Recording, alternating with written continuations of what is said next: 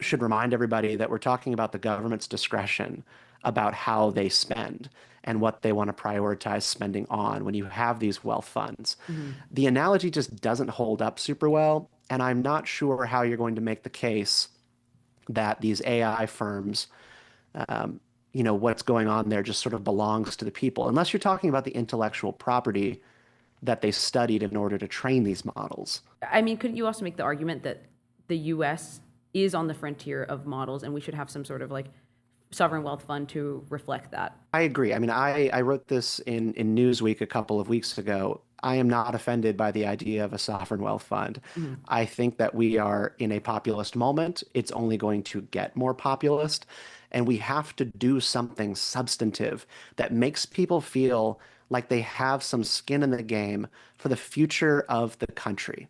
Yep. I just a couple of generations ago, what you're talking about is every person who has a house has a stake in the future of the country. Every person who has Oops. some money in the stock market has a stake in the Mhm. future of the country. And if we are going to be living in this AI powered economy that is supposedly going to make us so rich and prosperous and improve the efficiency of so many companies, I do want to see money flowing back to the American people. But there are a couple big stumbling blocks, which is, are we talking about a direct stipend that goes down to every American household to spend as they see fit, which I Mhm. think that might be what I favor, because you don't know what one household values over another.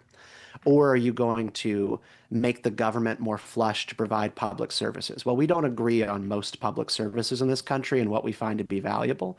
Social Security is going to be bankrupt any decade now. We're told, I think by at least 2032, it's going to be insolvent yet again. So we got to do something different. Mhm. I hope that an AI sovereign wealth fund could actually do that. Something that makes people feel like data is actually a natural resource. I do think of data as a natural Right. resource that should be making people rich. But then here's another stumbling block for you, and it's a very ugly and unavoidable one.